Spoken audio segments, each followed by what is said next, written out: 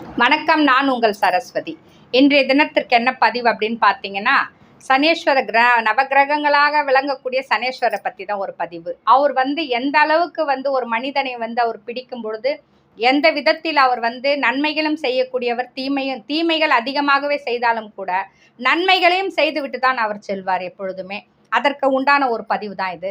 ஒரு கிருஷ்ண பக்தர் இருந்தார். அவர் எந்த நேரமும் கிருஷ்ணருக்காக சேவை செஞ்சு அவருடைய பொழுதை கழிச்சிட்டு இருக்காரு.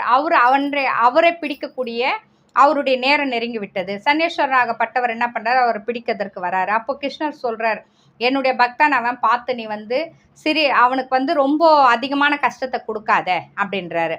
அப்போ அவர் சொல்கிறார், நான் 7.5 வருஷம் பிடிக்கணும் சுவாமி அப்படின்றாரு. அப்போ 7.5 வருஷம் ரொம்ப அதிகம், சரி அதை நான் 5 வருடம் ஆக்குறேன், இல்லை அதையும் அதிகம்தான் அப்படின்றார். 2 வருடம் அப்படியே குறைச்சிட்டே வராங்க. குறைச்சிட்டு வரும்போது இவர் சிரிச்சிட்டு சொல்கிறார் சனீஸ்வர், சரி நான் ஒரு 2.5 மணி நேரம் அவரை பிடிக்கட்டுமா அப்படின்னு கேட்குறாரு. சரி அது 2.5 மணி நேரம்னா நீ பிடிச்சிக்கோ அப்படின்னு சொல்லி கிருஷ்ணர் உத்தரவு தர்றாரு. அதே மாதிரி பிடிக்கிறாரு. பிடிக்க வரும்பொழுது அவர் எப்படி பிடிக்கிறாருன்னு பார்த்தீங்கன்னா, அவர் அன்றைய தினத்திற்கு இதே போல் சேவை செஞ்சுட்டு கிருஷ்ணருக்கு எல்லா விதத்துலேயும் ராஜாங்கத்துலேருந்து வந்த மாலை அணிவிச்சு அவருக்கு சந்தோஷமாக ஆர்த்தி காட்டி எல்லாம் முடிச்சுட்டு வீட்டுக்கு வர்றாரு. வரும்பொழுது பார்த்தீங்கன்னா, அவருடைய காலை கழுவும் பொழுது பின்புறத்தை அவர் கழுவதை விட்டுறாரு. அதை அவர் சாதகமாக ஏற்படுத்தி சனீஸ்வரன் அதன் மூலியமாக உள்ளே போகிறாரு. போனவர் என்ன பண்ணார், அவருடைய வாயிலிருந்து அந்த வார்த்தைகள் அவரை அதாவது சனீஸ்வரா அப்படின்னு தான் அவரை கூப்பிடணுமே தவிர அந்த வார்த்தையை அபத்தமான வார்த்தையாக கூப்பிடக்கூடாது. அதை அவர் கூப்பிடுறாரு. அந்த நேரம் உள்ளே போனோன்னே அவர் மனைவி திட்டுறாரு, மகளை திட்டுறாரு, எல்லாருமே திட்டுறாரு. அவருக்கு இனம் புரியாமல் ஏன் இப்படி நடந்துக்கிறோம், ஏன் இப்படி கோவப்படுறோம் அப்படின்னு சொல்லிட்டு அவருக்கே புரியாமல் இருக்குது. அந்த ஒரு அரை மணி நேரம் கழிஞ்ச உடனே ராஜாங்கத்துலேருந்து ஆள் வராங்க. வந்தவங்க என்ன பண்ணுறாங்க, நீங்கள் இந்த மாதிரி அரசு உங்களை கூப்பிட்டுட்டு வர சொன்னார், அரசரு அப்படின்னு சொல்லி கூப்பிட்றாங்க. கூப்பிட்ட உடனே அரசர் கூப்பிட்றாரா அப்படின்னு சொல்லிட்டு உடனே இவர் கிளம்பி போகிறாரு.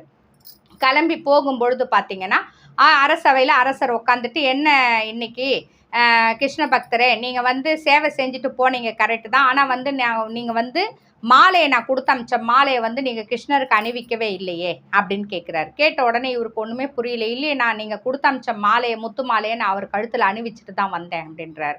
இல்லையே காணுமே, நான் போய் பார்த்தேன், நீங்கள் வீட்டுக்கு வந்துட்டீங்க, நான் கிருஷ்ணரை போய் பார்க்கும்பொழுது அவர் கழுத்தில் மாலை இல்லை அப்படின்னும் பொழுது இவருக்கு ஒரே அதிர்ச்சி ஆகிடுது. என்னடா இது, நம்ம மாலை கழுத்தில் போட்டு ஆர்த்தி காட்டிட்டு தானே வந்தோம், ஏன் இல்லைன்னு சொல்கிறாரு அப்படின்னும் பொழுது போய் பார்க்குறாரு. அதே மாதிரி இல்லை கழுத்தில், கிருஷ்ணருடைய கழுத்தில். இவர் பொய் சொல்கிறாரு, இவர் மகளுக்காக இவர் இந்த மாதிரி பொய் சொல்லி இந்த மாலையை திருடிட்டார் அப்படின்னு சொல்லிட்டு அரசர் என்ன பண்ணுறாரு, உடனே அவரை சிறையில் அடிங்க அப்படின்னு சொல்லிடுறாரு. அவரை சிறையில் அடிச்சிட்றாங்க. அதில் 1.5 மணி நேரம் கழிஞ்சிடுது. மீதி இருக்கக்கூடியது 1 மணி நேரம் தான். இது அரசு இந்த மாதிரி பிடிச்சிட்டாங்கன்னா அவளுடைய மகளுக்கும் அம்மாவுக்கும் ரொம்ப கஷ்டமாயிடுது. ஐயோ, நம்ம கணவர் இந்த மாதிரி இப்போ வேலை செய்ய மாட்டார் அப்படின்னு சொல்லிட்டு உடனே ராஜாவை தேடி வராங்க. வந்தவங்க சொல்கிறாங்க, என் கணவர் செய்ய மாட்டார், எங்கள் அப்பா செய்ய மாட்டாருன்னு பொண்ணும் வாதாடுறான். அப்பொழுது அவர் சொல்கிறாரு, அரசர் சொல்கிறாரு, நான் சொல்கிறது அப்போ பொய்யா, கிருஷ்ணருடைய கழுத்தில் பாருங்கள் இல்லை அப்படின்னும் பொழுது, அப்போ உங்களுக்கு ஏதாவது எங்கள் அப்பா பொருள் கொடுத்து அமிச்சாரா, பூஜை பண்ணி பொருள் கொடுத்தா? ஆமாம், உங்கள் அப்பா கிருஷ்ணருடைய கழுத்தில் இருந்த மலர் மாலையை கொடுத்து அமிச்சார். நான் அப்போ அந்த மலர் மாலையை கொண்டு வாங்க அப்படின்னு சொல்லும்போது அந்த மலர் மாலையை கொண்டு வராங்க. கொண்டு பார்க்கும்பொழுது அந்த முத்து மாலையும் அந்த மலர் மாலையோடு சேர்ந்து வந்திருக்கு. அப்பொழுது உடனே அரசருக்கு அதிர்ச்சி ஆகிடுது. ஐயோ, ஒரு நல்ல பக்தரை நம்ம இந்த மாதிரி பண்ணிட்டோமே அப்படின்னு சொல்லிட்டு ஓடி போய் சிறையிலேருந்து அவரை கூட்டிகிட்டு மன்னிப்பு கேட்குறாரு. கரெக்டாக அந்த 2.5 மணி நேரத்தில் அந்த சனீஸ்வரர் விடுபடும் நேரத்தில் அரசராகப்பட்டவர் மன்னிப்பு கேட்குறாரு அந்த பக்தனை. அதனால் வலிமை கொண்டு இருக்கக்கூடிய சனீஸ்வரன் முன்னாடி யாராக இருந்தாலும் சரி, மன்னனாகவே இருந்தாலும் கூட, அவர்கள் ஏழையாகவே இருந்தாலும் அவர் பிடிக்க வேண்டும் என்று எண்ணிவிட்டால் அவர் என்ன சாதிக்க, அதாவது 7.5 வருஷத்தில் பட வேண்டிய கஷ்டத்தை அந்த 2.5 மணி நேரத்திலே அவர் காட்டிட்டார். இதனால தான் சனீஸ்வர பகவானை எல்லாருமே தர்மம் நெறி, அதாவது தர்மத்தை காக்கக்கூடியவர் தான் அவர், கிரகத்திலேயே தர்மத்தை காக்கக்கூடியவர். அவரை சனீஸ்வரா சனீஸ்வரா என்று வணங்கி சுற்றி வருபவர்களுக்கு எப்பொழுதுமே குறை தரமாட்டார்.